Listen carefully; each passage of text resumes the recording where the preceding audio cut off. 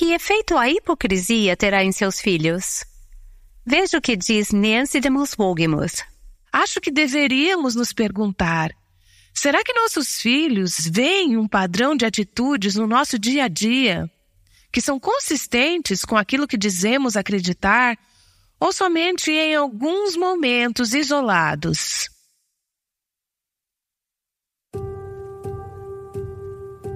Este é o Aviva Nossos Corações com Nancy DeMoss Wogemuth, autora de Mulheres Atraentes Adornadas por Cristo, na voz de Renata Santos. Nancy tem nos ensinado de forma prática a respeito da passagem de Tito 2, de 1 a 5. E esta passagem é poderosa para as mulheres hoje. Kim Wagner e Holly Aleph, que são esposas de pastores, estão explicando como os princípios dessa série moldaram as suas decisões como esposas e mães. Aqui está a Holly. Eu ouvi Gloria Gaynor falar sobre um momento em sua vida em que ela se colocou diante do Senhor para se queixar. Ela falou que queria fazer várias coisas, mas era sempre interrompida por outras coisas que não a deixavam se dedicar ao ministério e ao livro que ela queria escrever. Então Deus falou: Glória, todas essas coisas que você interpretou como interrupções eram a minha escolha de como você deveria passar o seu tempo. Elas não eram interrupções, eram a minha mão direcionando a sua vida para o que eu queria naquele momento para a sua vida. Segundo ela, isso mudou completamente a sua perspectiva quando percebeu tudo o que estava acontecendo em sua vida até aquele momento. Mas isso também a fez pensar o seguinte: eu queria ter percebido isso antes, porque perdi vários anos me frustrando com as interrupções. Eu queria ter reconhecido antes que essas coisas não eram interrupções, mas sim que Deus as havia colocado em minha vida. Essa perspectiva pode ajudar uma mulher a se afastar do ressentimento, da amargura, da retaliação, daquele espírito impaciente e da irritabilidade que mencionamos. É preciso ter uma atitude de entrega com satisfação e enxergar a vida da perspectiva de Deus e de seu domínio, e então orar assim: Deus, o Senhor é soberano e está no controle.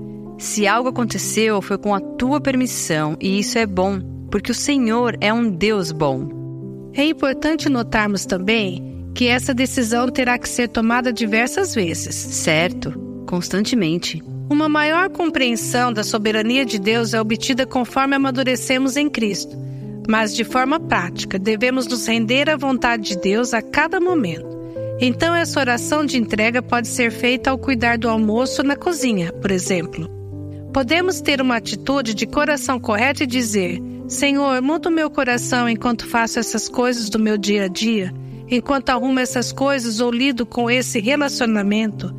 Faz com que eu tenha a atitude correta em meu coração em meio a tudo isso. Isso é essencial para as mães. Vocês não acham que a atitude e o tom de uma mãe acabam moldando o clima de sua casa? Sim, com certeza. Algumas vezes eu penso: mas o que está acontecendo com esses maridos e filhos? Não estou dizendo que a mulher seja a única culpada, mas quando vejo o nível de frustração e irritabilidade dos maridos, filhos, netos, colegas de trabalho e membros da igreja, vejo que eles estão sendo afetados por atitudes e espíritos tóxicos. Ao ler essa passagem super prática de Tito 2, sobre as coisas que as mulheres mais jovens devem fazer em casa, vejo que o amor e a bondade devem ser o fundamento para como essas tarefas são feitas. Como você acabou de mencionar, essas mulheres que fazem suas atividades com frustração e rispidez, sem alegria ou sem um espírito de humildade, graça e graciosidade, acabam por afetar as pessoas ao seu redor. Vejo que desta forma podemos trazer vergonha à palavra de Deus. Essas coisas são mencionadas em 1 Pedro, capítulo 3, de 1 a 6. É o que vemos também em Tito 2. Certo. Somos mulheres cristãs. Cremos em Jesus e temos que demonstrar o seu amor, o seu caráter, a sua natureza, quem Ele é. Quando afirmamos que somos seguidoras de Cristo, que temos o Espírito Santo de Deus dentro de nós e ainda assim o nosso fruto é rispidez, falta de alegria como pais, se somos tensas, ficamos chateadas, nos ofendemos facilmente, ficamos furiosas, isso traz injúria para a palavra de Deus, porque contradiz o que afirmamos que a palavra pode fazer. Dizemos que a palavra pode nos transformar à imagem de Cristo, mas não refletimos isso, causando assim um grande conflito nas pessoas que nos observam e elas pensam: se o cristianismo é assim ou se a palavra de Deus causa esse efeito? Quem iria querer isso? Quem iria querer uma vida dessas? Creio que é por isso que Tito 2 começa falando da necessidade de uma sã doutrina, na qual o comportamento está de acordo com a crença. Eu afirmo ser cristã. Tenho um conjunto de crenças e devo demonstrá-las através do meu comportamento. Devo ser o exemplo do que eu creio. Se o meu comportamento não está de acordo com o meu sistema de crenças, algo está fora do prumo, algo está errado. E é aí que devemos buscar ao Senhor e dizer: Senhor, me mostre onde não tenho me parecido com o Senhor e mude essas coisas em mim. Não é apenas uma questão de comportamento, porque eu conheço muitas mulheres que estão fazendo as coisas da maneira correta. Mas quando encontram desafios, é quando a atitude do coração é posta à prova. Tem que fazê-las com alegria, bondade e amor. Vamos pensar em 1 Coríntios 13 e aplicar o conceito à vida de uma mãe. Ainda que eu busque meus filhos na escola e os alimente com refeições deliciosas e que eu seja uma decoradora maravilhosa, costure suas roupas, faça todas essas coisas e dê conta dessa agenda incrível, mas se eu não tiver amor, é como um sino que ressoa. O Salmo 101:2 fala sobre viver em nossas casas com um coração íntegro. Isto quer dizer que eu devo compreender que a minha casa é o campo de teste para a minha fé. Então não importa a minha aparência na igreja, quando os meus filhos estão arrumadinhos, ou quando estamos no shopping nos comportando bem, se Cristo não pode ser engrandecido dentro das 4 paredes do meu lar. Então há uma grande discrepância entre o que eu afirmo acreditar e o que eu realmente acredito. Quero ser muito cuidadosa porque eu sei que existem diferentes histórias, pessoas e situações. Mas, como já mencionei antes no Aviva Nossos Corações, há um grande número de adolescentes cristãos que foram ensinados e bastante expostos ao cristianismo e, ao crescerem e saírem de casa, rejeitaram a fé de seus pais e a fé com a qual eles cresceram, seja qual for a razão para isso. Tenho certeza de que há muitos fatores que contribuem para isso, mas uma das razões que talvez expressem é: em minha casa eu não vi ou não experimentei aquilo que ouvia meus pais falarem ou o que eu aprendi na igreja. A culpa não é só dos pais, mas acho que deveríamos nos perguntar: será que nossos filhos veem um padrão de atitudes no nosso dia a dia que são consistentes com aquilo que dizemos acreditar, ou somente em alguns momentos isolados? Acho isso um grande perigo para mães de crianças pequenas. Quando eu era uma jovem mãe, eu não tinha ideia de que precisava ser intencional ao exercer a maternidade com alegria. Eu gostava de ficar com os meus filhos, mas os momentos em que as coisas ficavam realmente agitadas e eu estava muito ocupada, quando estava preparando as aulas de educação domiciliar e ainda tinha que preparar o almoço, por exemplo, eu acabava passando o dia sem dar uma risada, sorrir ou mesmo ser gentil. O foco era a sua lista de afazeres. Isso mesmo, eu acho que há um grande perigo nisso e dou graças a Deus porque Ele abriu os meus olhos. Pena que não aconteceu antes, mas percebi que precisávamos nos divertir com os nossos filhos. E com os nossos maridos. Sim, com os nossos maridos também. É claro que isso não vai acontecer o tempo todo, e se você tem um monte de filhos pequenos, algumas vezes você está tão cansada e tão exausta que pensa: se mais alguém me pedir alguma coisa, eu vou explodir. Precisamos reconhecer que vivemos em corpos humanos e ainda estamos na Terra, que é cheia de pecado e corrupção. Mas quando nos deparamos com aqueles momentos em que é tão difícil escolher responder do jeito certo, quando erramos, é muito importante entender que leva só um segundo para clamar ao Senhor e dizer: Senhor, governa o meu espírito e controla aquilo que sai da minha boca. É uma escolha, e quando eu erro, eu volto meus olhos para o Senhor e peço que Ele me capacite e guie a minha vida, porque, quase sempre, sinto que não sou capaz, está muito além da minha capacidade o tempo todo. Então, quando eu erro na frente dos meus filhos, devo mostrar para eles o tipo de relacionamento que eles devem ter com o seu Pai Celestial, dizendo o seguinte: sabe de uma coisa? A maneira como acabei de agir foi realmente péssima e eu estava errada. Vocês podem me perdoar? Eu estava super irritada e essa foi uma resposta errada. Isso é muito importante. Eu não respondi a você, eu reagi contra você. Nós usamos essas duas palavras com frequência em nossa casa e nossas crianças entendem isso. Mesmo as bem pequenas, elas podem entender que você errou, que você está aberta a dizer: sinto muito, eu estava errada, você pode me perdoar? Elas geralmente são rápidas a estender esse perdão, se não foram feridas repetidamente por longos períodos. E então você acabou de ensiná-las como devem lidar com seus próprios pecados diante de seu Pai Celestial. E diante de outros. Desta forma, você está moldando um comportamento.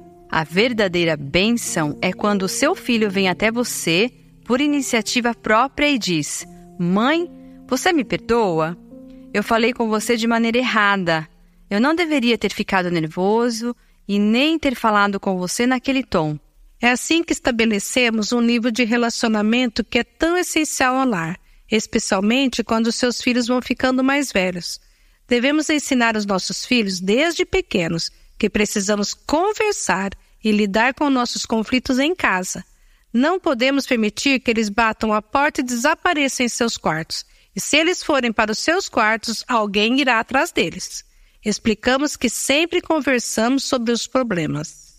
Devemos ensiná-los desde a mais tenra idade a lidar com os conflitos conversando sobre o que aconteceu e resolvendo os problemas uns com os outros. É inacreditável a diferença entre um adolescente que cresce conversando sobre os conflitos a um adolescente que fica ofendido, vai para o quarto, bate a porta e desenvolve a sua própria lista mental de como deve lidar com esses problemas. Outro dia, uma mãe me disse: bem, minha filha não fala mais comigo, ela tem 10 anos agora e simplesmente entra no quarto e fecha a porta e eu não a incomodo, quero que ela tenha a sua privacidade. Eu disse: vá buscá-la no quarto porque, quando ela tiver 13 ou 15 anos, você precisará estar conversando com sua filha adolescente. Nós também procuramos conversar com nossos filhos. Mas se depois de conversar, percebermos que o coração dele ainda está endurecido e não há arrependimento, eu digo: vamos orar por isso. Eu seguro suas mãos e oramos. Eu oro em voz alta e peço que o amor do Senhor venha e seja derramado sobre ele. Geralmente é o que é necessário acontecer para amolecer os corações e trazer arrependimento. Com isso, eles podem entender que não estão apenas lidando com você, mas que o Senhor também está envolvido na situação. Certo? Não posso exigir mais deles do que espero de mim mesma. Em outras palavras, algumas vezes Deus toca em meu coração e me mostra um erro dizendo: olhe, preste atenção nisso. E o arrependimento não vem instantaneamente. Preciso deixar o Senhor trabalhar. Preciso conceder essa mesma graça para o meu filho. Então, algumas vezes, quando um deles está tendo dificuldades, eu escrevo 4 ou 5 perguntas e digo: ok, sente-se aqui. Reflita sobre isso e escreva uma resposta. Que tipo de perguntas? O que eu fiz de errado? Não esconda nada. O que eu poderia ter feito diferente? Eu respondi ou reagi? O que o Senhor pensa sobre isso? O que Deus gostaria que eu fizesse? Essa é uma forma de ensiná-los sobre como devem lidar com o pecado, com as dificuldades, como devem tomar decisões. Veja bem, Eu tenho filhos com idades entre 11 e 30 anos, e eles estão em momentos diferentes da vida, decidindo no que eles acreditam. E você tem treinado eles sobre como devem proceder. Isso, eles precisam saber como fazer escolhas à luz da palavra. E ter um entendimento sobre o que está acontecendo em seus corações. Exatamente. Qual foi o motivo? Por que eu fiz aquilo? O que exatamente eu fiz? Certo. Seria complicado eu tomar todas as decisões por eles conforme eles crescem. Algum dia eles não estarão mais em casa e tomarão suas próprias decisões. É melhor que eu os treine a ouvirem a Deus, para que quando eles não estejam mais em minha casa, a forma como eles pensam seja governada por Deus e não apenas por eles mesmos. Eu também faço isso. Quando sei que algum versículo se aplica diretamente a uma determinada situação, eu digo: leia isso aqui para mim, por favor. Um dia, o Caleb me disse: você pode ler para mim? E eu disse: não, quero que você leia em voz alta, quero ouvir você ler. A palavra tem poder. Depois da leitura da palavra, eu digo: o que isso significa? Como isso se aplica ao que acabou de acontecer? O conflito nem sempre precisa ser de proporções gigantescas, terríveis ou sombrios. Lembro-me de um dia em que eu estava tão cansada da forma como meus filhos estavam falando um com o outro, o que me faz lembrar que eu realmente preciso fazer isso de novo porque tenho outros filhos chegando nessa idade. Mas tivemos um dia de Efésios 4:29 em nossa casa, então memorizamos esses versículos juntos. Que diz: nenhuma palavra torpe saia da boca de vocês, mas apenas a que for útil para edificar os outros, conforme a necessidade, para que conceda graça aos que a ouvem. Meu filho e minha filha conhecem esta passagem muito bem também. Algumas vezes, só o que eu preciso falar é: isso é coerente com Efésios 4:29? Tivemos um dia de Efésios 4:29. Decidimos que tudo que saísse de nossas bocas naquele dia tinha que se encaixar nos parâmetros deste versículo. Tinha que ser útil para a necessidade do momento e tinha que conceder graça àqueles que a ouvissem. E precisava ser uma palavra encorajadora. O mais incrível é que foi mais difícil para mim do que para os meus filhos. Eu não podia falar as coisas do jeito que eu normalmente falava, porque elas não funcionavam no contexto desse versículo e dos parâmetros dele. Essa pode ser uma forma divertida de ensinar verdade para eles. Até hoje mesmo, meus filhos mais velhos às vezes falam Efésios 4:29 para seus irmãos quando é preciso. Nossos adolescentes têm feito algo chamado passagem de som, nas noites de quarta-feira na igreja, onde eles falam sobre a importância de estarmos verificando o som que está saindo de nossas bocas. É muito parecido com o que fizemos no dia de Efésios 4:29. Estamos sempre no processo de treinamento, olhando primeiro para nós mesmos e depois transmitindo isso aos nossos filhos. Holly, você poderia orar conosco? Gostaria de convidar as mulheres que nos ouvem agora a se juntarem a nós em oração. Algumas têm filhos e outras não, mas sinto a necessidade de orar pelas mães. Quero ser uma mulher que ora pelos filhos de outras mulheres. Holly e Kim, eu amo seus filhos. Amo o fato de eles estarem sob as suas asas, espiritualmente falando. Mas precisamos da graça de Deus. Então, Holly, você poderia orar intercedendo pelas mães e por seus filhos? Claro.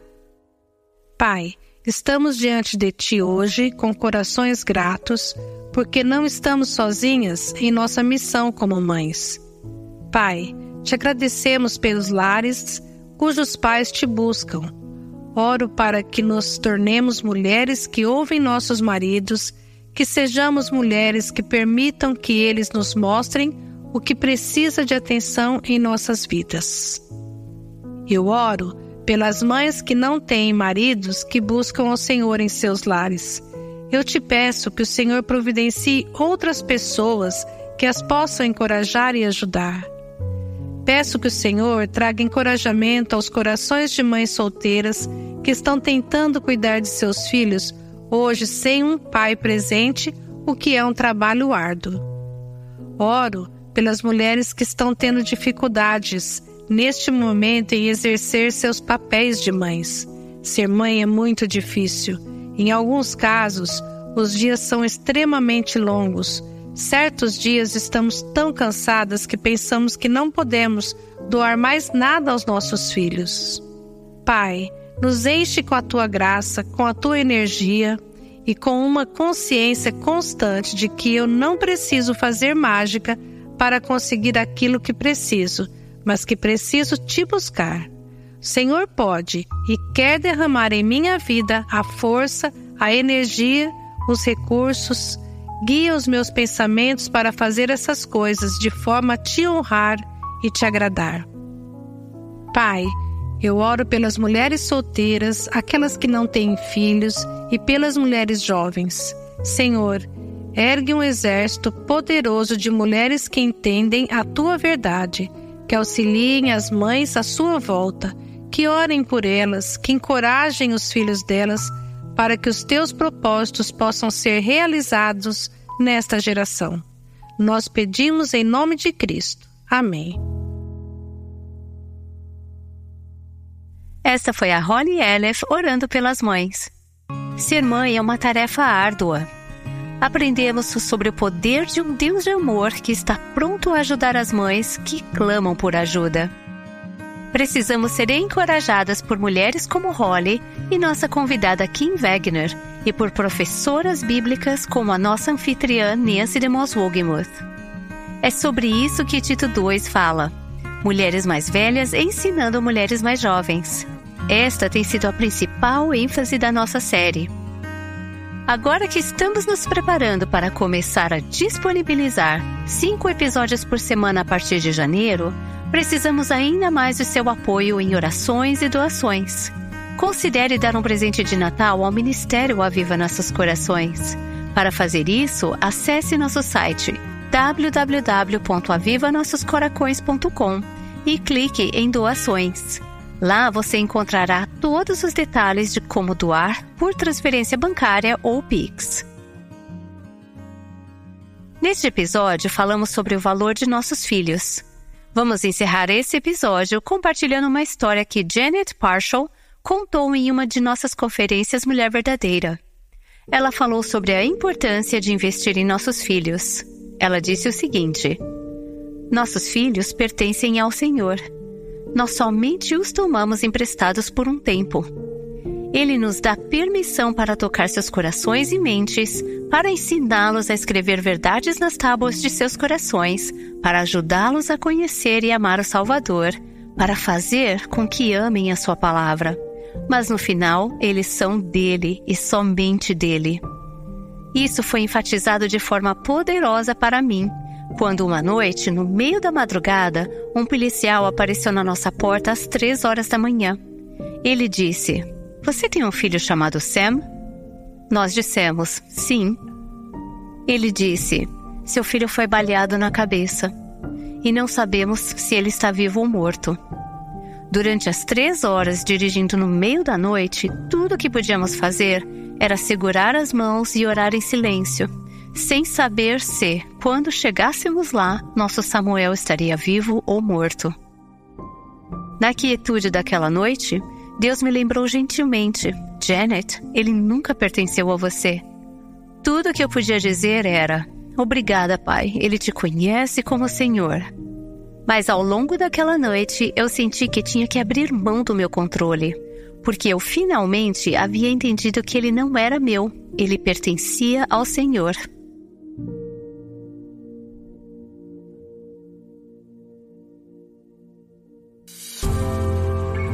O Aviva Nossos Corações, com Nancy DeMoss Wogemuth, chama mulheres à liberdade, à plenitude e à abundância em Cristo.